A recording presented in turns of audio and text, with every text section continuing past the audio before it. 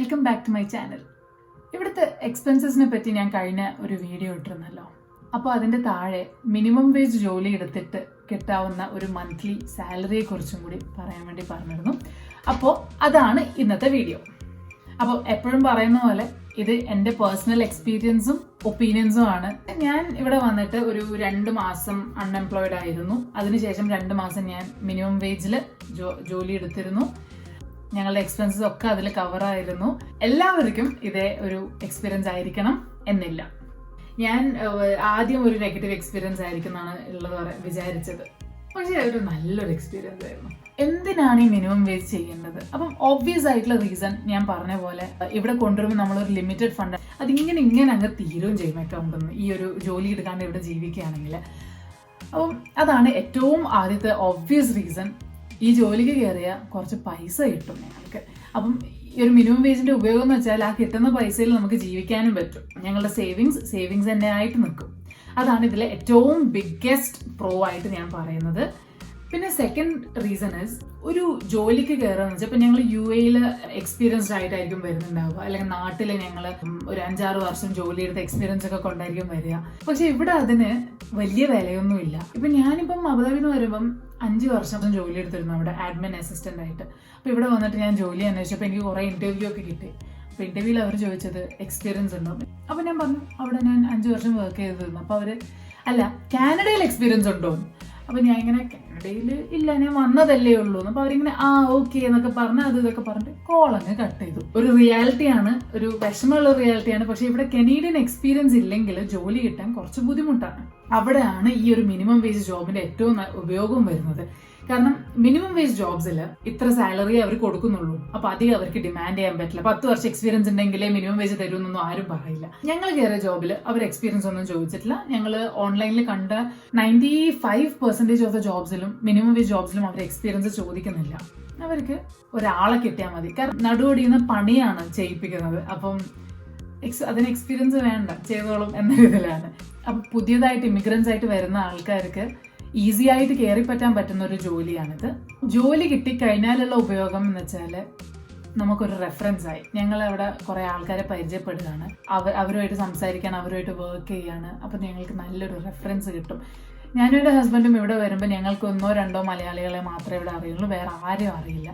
പക്ഷെ ഞങ്ങൾ ആദ്യമായിട്ട് ആ ഒരു ജോലിക്ക് കയറിയപ്പം ഞങ്ങൾ ആ ഒരു ഏരിയയിലുള്ള കുറേ ആൾക്കാരെ പരിചയപ്പെട്ടു. പക്ഷെ നല്ലൊരു റെഫറൻസ് കിട്ടി നമുക്ക്. അതിനുശേഷമുള്ള ഒരു ജോലിക്ക് അപ്ലൈ ചെയ്യുമ്പോൾ അവർ റെഫറൻസ് ചോദിക്കുമ്പോൾ നമുക്ക് കനേഡിയൻ റെഫറൻസ് കൊടുക്കാനുണ്ടായിരുന്നു, കനേഡിയൻ എക്സ്പീരിയൻസ് ഉണ്ടായിരുന്നു പറയാൻ. ഈ എക്സ്പീരിയൻസ് വലിയ വാലിഡ് ആണെന്ന് ഞാൻ പറയുന്നില്ല. ഇപ്പം നിങ്ങളൊരു ഫൈനാൻഷ്യൽ അക്കൗണ്ടന്റ് ആയിട്ട് ജോലിക്ക് അപ്ലൈ ചെയ്യുമ്പം നിങ്ങൾ സ്റ്റോറിൽ ക്ലർക്കായിട്ട് വർക്ക് ചെയ്തെന്ന് പറയുമ്പോൾ അവർക്കത് വലിയ കാര്യമായിട്ടൊന്നും തോന്നില്ല. പക്ഷേ നിങ്ങളൊരു നല്ലൊരു എംപ്ലോയി ആണോ ഇല്ലയോ എന്ന് അവർക്ക് അറിയണം. അതിന് നിങ്ങളുടെ ആ ഒരു സ്റ്റോർ ക്ലർക്കായി വർക്ക് ചെയ്തപ്പോഴുള്ള മാനേജറിനെ അവർ വിളിച്ചു ചോദിക്കും. ആ ഒരു റെഫറൻസ് അവർക്ക് വെരി വാലിഡ് ആണ്. വേറൊരു പ്രോ ആയിട്ട് എനിക്ക് പറയാനുള്ളത് ഞങ്ങളുടെ എക്സ്പെൻസസ് ഒക്കെ കവർ ആവും. സാധാരണ എല്ലാവർക്കും ഉള്ളൊരു ചിന്തയാണ് മിനിമം വേജ് എന്ന് പറയുമ്പോൾ ഇത്ര ഒരു ശമ്പളം മാത്രമേ കിട്ടൂ, അതിനെ കൊണ്ട് എന്താവാനാണ്, അതൊരു നമ്മള് ചെലവിനൊന്നും ഉപകരിക്കില്ലല്ലോ എന്ന് വിചാരിക്കും. പക്ഷേ ഞാനും എൻ്റെ ഹസ്ബൻഡും മിനിമം വേജ് ജോലി ചെയ്ത് ഞങ്ങൾക്ക് കിട്ടിയ സാലറിയിൽ നിന്ന് ഞങ്ങൾ എക്സ്പെൻസ് ഒക്കെ കവർ ചെയ്യുകയും ചെയ്തു. At the end of the month കുറച്ച് കയ്യിൽ ബാക്കിയുണ്ടായിരുന്നു. പിന്നെ വലിയൊരു ബെനിഫിറ്റ് എന്ന് വെച്ചാൽ റെന്റിനൊക്കെ വീട് അന്വേഷിച്ച് പോകുമ്പം അവർ ചോദിക്കും ജോലിയുണ്ടോ, സാലറി സർട്ടിഫിക്കറ്റ് കാണിക്കാൻ പറ്റുമോ, ഇതിന് നിങ്ങൾ എല്ലാ മാസം എങ്ങനെ റെന്റ് അടക്കും എന്ന ആ ഒരു ഇത് കാണിക്കാൻ പറ്റുമോ എന്നൊക്കെ ചോദിക്കും. അപ്പൊ ആ ഒരു ഇതിലൊക്കെ ജോലി ഇല്ലാതിരിക്കുന്നതിനെക്കാട്ടും 95% ഓഫ് ദ ടൈം ബെറ്റർ ഒരു ജോലി ഉണ്ടെങ്കിൽ ജോലിയുണ്ട്, ഇത്ര എനിക്ക് സാലറി വരുന്നുണ്ട്, ഇൻകം ഉണ്ട്, അപ്പൊ എനിക്ക് ഇതിന് റെന്റ് പേ ചെയ്യാൻ പറ്റുമെന്ന് പറയാൻ പറ്റുന്നത് ഒരു ഭയങ്കര ബെനിഫിറ്റുള്ള കാര്യമാണ്. അപ്പം ഇങ്ങനത്തെ ഓരോരോ റീസൺസിലും ഒരു ജോലി ഉള്ളത് വളരെ ഹെൽപ്ഫുൾ ആണ്. അപ്പൊ ഞങ്ങൾക്ക് ഡീറ്റെയിൽസിലേക്ക് നീങ്ങാം. എന്താണ് ഈ മിനിമം വേജ്? അപ്പൊ ഈ കാനഡയിലുള്ള ഓരോ പ്രോവിൻസും ഒരു എമൗണ്ട് സ്പെസിഫൈ ചെയ്തിട്ടുണ്ട് അവരുടെ മിനിമം വേജ് ആയിട്ട്. ഇപ്പം ഞാൻ വാൻകൂവറിലായതുകൊണ്ട് വാൻകൂവറിലെ മിനിമം വേജ് എന്ന് പറയുന്നത് $14.60 ആണ് ഇവിടുത്തെ മിനിമം വേജ്. എന്ന് വെച്ചാൽ ബ്രിട്ടീഷ് കൊളംബിയയില് ഏത് ജോലി എടുത്താലും പെർ അവർ അവർക്ക് $14.60 നിർബന്ധമായിട്ടും ലോ പ്രകാരം തന്നിരിക്കണം എന്നാണ്. അത് ഓരോ പ്രോവിൻസിനും അവരുടേതായ എമൗണ്ട് ഉണ്ട്. എല്ലാ വർഷവും അത് ചെറിയ രീതിയിൽ കൂടുന്നുമുണ്ട്. ആൽബർട്ടയിലാണ് കാനഡയിലെ ഏറ്റവും ഹയസ്റ്റ് മിനിമം വേജ് ഉള്ളത്. ഇപ്പം കറന്റ്ലി അവർക്ക് $15 per hour ആണ്. അപ്പം ഒരു മണിക്കൂറിന് $14.60 ആണ് കിട്ടുന്നതെങ്കിൽ ഒരു ദിവസം ഞങ്ങളൊരു 8 hours ആണ് വർക്ക് ചെയ്തത്. ഒരാഴ്ചയിൽ ടോട്ടലി 40 hours ആണ് വർക്ക് ചെയ്യുന്നത്. ഇവിടുത്തെ എനിക്ക് ഇഷ്ടമുള്ളൊരു കാര്യം ബൈ വീക്ക്ലിയാണ് ഇവിടുത്തെ പേയ്മെന്റ് വരുന്നത്, സാലറി വരുന്നത്. അപ്പോൾ 2 ആഴ്ച കൂടുമ്പോൾ നിങ്ങൾക്ക് സാലറി കിട്ടും. അപ്പം ബൈ വീക്ക്ലി പേയ്മെന്റ് നോക്കുകയാണെങ്കിൽ ഒരു പേ ചെക്കിൽ നിങ്ങൾക്ക് $1,168 കിട്ടും. അപ്പം ഇതിൽ കാനഡ ഫേമസ് ആയിട്ട് അറിയപ്പെടുന്ന ഒരു കാര്യം ടാക്സ് നല്ലോണം ഉണ്ട്. 15% ടാക്സ് ആണെന്നാണ് എൻ്റെ വിശ്വാസം. ഉറപ്പായിട്ട് ഞാൻ പറയുന്നില്ല, കാരണം അതിൽ കുറച്ച് അപ്പുറത്തും ഇപ്പുറത്തുള്ള ഒരു മൂവ്മെന്റ് ഉണ്ടെന്ന് എനിക്കറിയാം.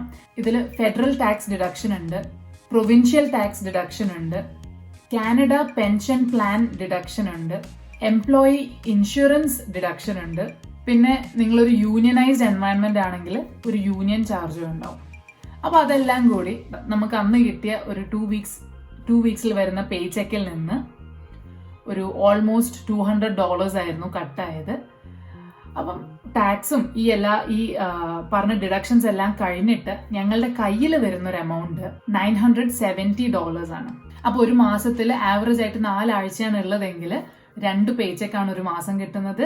അപ്പോൾ 970 പെർ 2 വീക്സ് വെച്ച് ഞങ്ങൾക്ക് ഒരു മാസം കയ്യിൽ $1,940 ആണ് ഒരാൾക്ക് കിട്ടുന്നത്. അപ്പം ഐഡിയലി ഇവിടെ വരുന്ന ഒരു കപ്പിൾ ആണെങ്കിൽ 2 ആൾക്കാരും മിനിമം വേജിൽ വർക്ക് ചെയ്യുകയാണെങ്കിൽ അത് 2 മൾട്ടിപ്ലൈ ചെയ്യുമ്പം $3,880 ആണ് ഒരു കപ്പിളിന് ഏൺ ചെയ്യാൻ പറ്റുന്നത്. അപ്പം ഞാൻ കഴിഞ്ഞ വീഡിയോയിൽ പറഞ്ഞിരുന്നല്ലോ ഞങ്ങളുടെ മന്ത്ലി എക്സ്പെൻസ് ഒരു റഫ്ലി $2,500 ആയിരുന്നു എന്നുള്ളത്. അപ്പം ഈ $3,880 നിന്ന് ആ ഒരു $2,500 എക്സ്പെൻസും കൂടി കഴിഞ്ഞാൽ ഇനി നിങ്ങളുടെ എക്സ്പെൻസസ് കൂടുതലാന്ന് വിചാരിച്ചോ, എന്നാലും നിങ്ങളുടെ എക്സ്പെൻസസ് എല്ലാം കവർ ചെയ്യാൻ പറ്റും ഈ ഒരു മിനിമം വേജിൽ. അതാണ് എനിക്ക് കാനഡയെ കുറിച്ച് ഏറ്റവും ഇഷ്ടമുള്ളൊരു കാര്യം.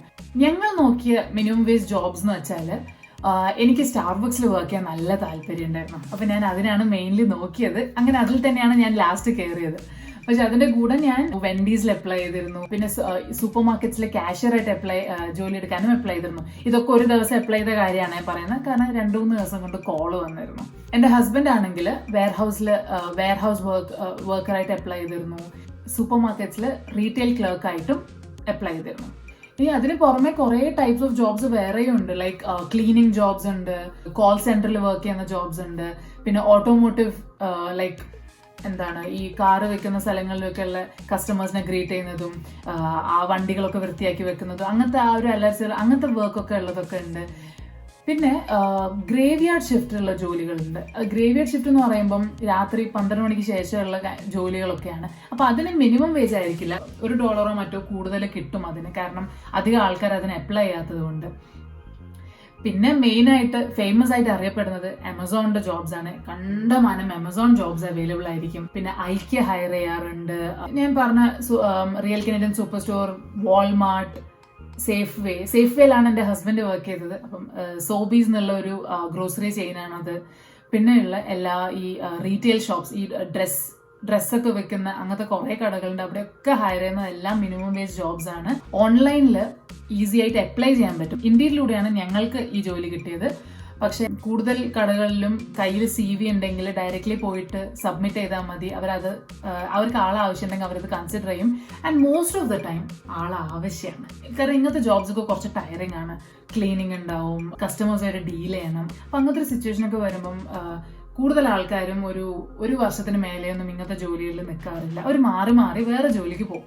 അതുകൊണ്ട് എപ്പോഴും എല്ലാ സ്ഥലത്തും ഒരു അവൈലബിലിറ്റി എങ്കിലും ഉണ്ടാവും. അപ്പോൾ നിങ്ങൾ ഒരു 10-15 കടയിൽ കയറി CV കൊടുക്കുമ്പം തന്നെ ഏതെങ്കിലും ഒരാളെങ്കിലും തിരിച്ചു വിളിക്കാതിരിക്കില്ല. ഇനി റെസ്യൂമെ പ്രിന്റ് ചെയ്യാൻ വീട്ടിൽ എന്തായാലും പ്രിന്റർ ഉണ്ടാവില്ല ആദ്യമായിട്ട് വരുമ്പം. അതിന് അടുത്തുള്ള ഗവൺമെന്റ് ലൈബ്രറി പോയിട്ട് ഫ്രീ ആയിട്ട് പ്രിന്റ് എടുക്കാം. പിന്നെ എത്ര ടൈം എടുക്കും ഒരു മിനിമം വേജ് ജോബ് കിട്ടാൻ? 1 മാസമൊക്കെയാണ് മാക്സിമം എടുക്കുള്ളൂ. ഞാനും എൻ്റെ ഹസ്ബൻഡ് ഇതിനൊരു അപ്ലൈ ചെയ്തിട്ട് നമുക്കൊരു ഞാൻ പറഞ്ഞില്ലേ 2-3 ദിവസം കൊണ്ട് കോള് വന്നിരുന്നു. അത് കഴിഞ്ഞ് 2-3 ദിവസം കൊണ്ട് ഇന്റർവ്യൂ നടന്നിരുന്നു. പിന്നെ ഒരു 1-1.5 ആഴ്ച കൊണ്ട് ഞങ്ങൾ ജോലിക്ക് കയറിയിരുന്നു. എല്ലാം പെട്ടെന്നായിരുന്നു. അതിനൊന്നും അത്ര ടൈമൊന്നും എടുക്കില്ല, കാരണം കൂടുതലും ഇമ്മീഡിയറ്റ് റിക്വയർമെന്റ് ആയിരിക്കും അവർക്ക്. അപ്പം ഈ പറഞ്ഞതൊക്കെ പോസിറ്റീവ് കാര്യങ്ങളാണെങ്കിലും ഇതിനെക്കുറിച്ച് കുറച്ച് കോൺസ് എനിക്ക് പറയാനുണ്ട്. ഈ ഒരു മിനിമം വേജ് ജോബ്സിന് കൂടുതലും ഫിക്സ്ഡ് ടൈമിംഗ് അല്ല. അപ്പം ഞാൻ നേരത്തെ പറഞ്ഞ 40 hours per week കിട്ടണം എന്നില്ല. ചിലപ്പം 32 hours ആയിരിക്കും കിട്ടുക, ചിലപ്പം 20 hours ആയിരിക്കും കിട്ടുക. അപ്പം ഫിക്സ്ഡ് അല്ല അവേഴ്സ്. ഇപ്പം 8 to 5 ഒരു ഓഫീസിൽ വർക്ക് ചെയ്യുന്ന പോലത്തെ ഫിക്സ്ഡ് അവേഴ്സ് അല്ല നിങ്ങൾക്ക് കിട്ടുന്നത്. അവർ പറയുകയാണ് ഞങ്ങൾക്ക് ഈ ഒരു 4 ദിവസം നിങ്ങൾ 4 മണിക്കൂർ വെച്ച് വരണം എന്ന് പറഞ്ഞാൽ നിങ്ങൾ അതിനാണ് പോവുക. അപ്പം അതൊക്കെ ഒരു കുറച്ചൊരു ഇൻകൺവീനിയൻസ് ആണ്. കാരണം അവർ പറയുന്ന ടൈമിന് നമ്മൾ പോകണം, അവർ പറയുന്ന ദിവസങ്ങൾ നമ്മൾ പോകണം. എന്ന് വെച്ചാൽ വീക്കെൻഡ് കിട്ടിയെന്ന് വരില്ല, ക്രിസ്മസ് ഹോളിഡേ കിട്ടിയെന്ന് വരില്ല. ഞങ്ങളുടെ ഒരു ആഗ്രഹം അനുസരിച്ചൊന്നും നമുക്ക് പിന്നീട് ഇതൊക്കെ പ്ലാൻ ചെയ്യാൻ പറ്റില്ല. അവർ പറയുന്ന ടൈമിൽ നമ്മൾ പോകണം. അവർ സെറ്റ് ചെയ്യുന്ന ഓരോ റിക്വയർമെന്റ്സ് അനുസരിച്ച് ഞങ്ങൾ നീങ്ങണം. അപ്പം അത്ര കൺവീനിയന്റ് ആയൊരു ജോബ് ആയിരിക്കില്ല. പിന്നെ ഇതിൽ നിന്നൊരു സാലറി ഇൻക്രീസ് ഒന്നും അധികം പ്രതീക്ഷിക്കണ്ട. നിങ്ങളിപ്പോൾ ഇതിൽ ഇനി 1 വർഷത്തിന് മേലെ നിൽക്കുകയാണെങ്കിൽ ഇതിൽ നിന്ന് ചെറിയ രീതിയിൽ ഒരു കുറച്ചെന്തോ കൂടും എന്നല്ലാണ്ട് നിങ്ങളൊരു ഇതിൽ നിന്ന് കൂടി ഒരു നല്ലൊരു ലെവലിൽ എത്തും എന്നതൊക്കെ ചാൻസ് വളരെ കുറവാണ്. അപ്പം ഇതിലൊരു കരിയർ ഒന്നും വിചാരിക്കരുത്.